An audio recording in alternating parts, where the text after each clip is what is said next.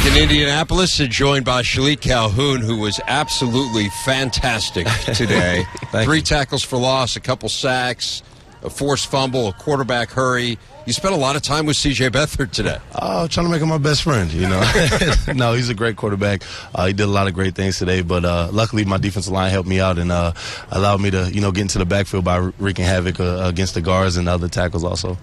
Can you describe for us how physical it was up front? Oh, there were some big boys, man. Cornhuskers. Hawkeyes, man. That's really they have that name for a reason. They're some big boys. Running their feet, I think they ran their feet really well. Also, they have really big upper bodies, and they were just trying to maul you off the ball, man. I commend them for definitely going against our defense and making those big plays. And they had some huge backs, man. I've never seen no backs that big. So I think he ran through the gap one time. I tried to make a play. I was a little high, and I realized that I would never do that again. Too high. Yeah, I was like, I'm a little too high. I'll get lower. You talked about just how physical it was, and they were able to make some plays offensively, Iowa was. What were some of the changes or adjustments you guys needed to make on the sidelines or at halftime? We just talked about being gap sound, understanding, where your help is, because defense is knowing where your help is. That's when you can play at your best. And not only that, but we just wanted to be more physical. We came out very aggressive, but we understood we had a lot more in the tank. You had to give it your all. It's one game for the opportunity of a lifetime. And we just tried to stress that to the guys and help them understand that this is something that hasn't been done in Michigan State, at Michigan State for, a long time. Seems like forever, yeah. So just that opportunity, understand that it's a lot of passion that goes into the game. So make sure you bring everything you have in each and every play. And if you tired one play, get out of the game and let the next man up come and compete. Shilique, how much did you guys talk about getting to the college football playoffs this year as the season went on? The first thing that we focused on was, game by game, and then next was the Big Ten championship.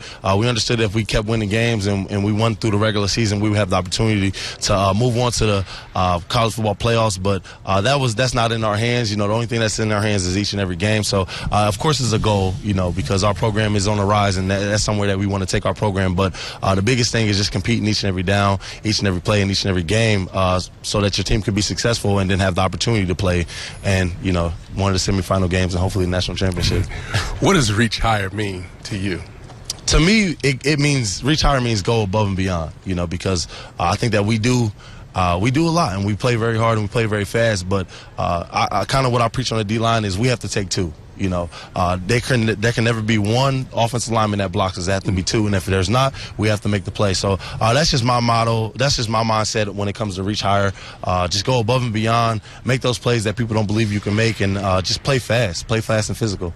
You talk about doing things that people don't necessarily believe you can do. I'm not sure there were a lot of people after you guys lost to Nebraska who thought that this team would be here. You gave up 39 points. Last 4 games, you've given up 50 total. What changed with this team after that game? How did that impact what has happened subsequently? Our emotional dynamic. I think that we understood that loss hurt.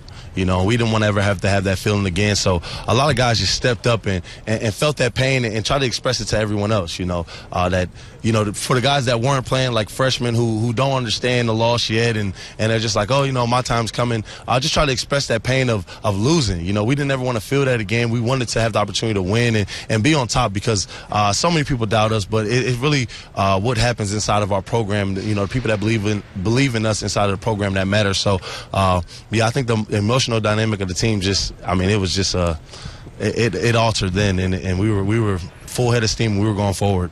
Well, Shilique, I know you came back in part to experience this, to get to go to the college football playoff with your teammates. Great to see that dream come true for you and for Michigan State. Thanks a lot for your time. Congratulations on a fabulous effort, and we will see you wherever the Spartans head. Thanks for having me. Whether it's Miami or to Texas. For now.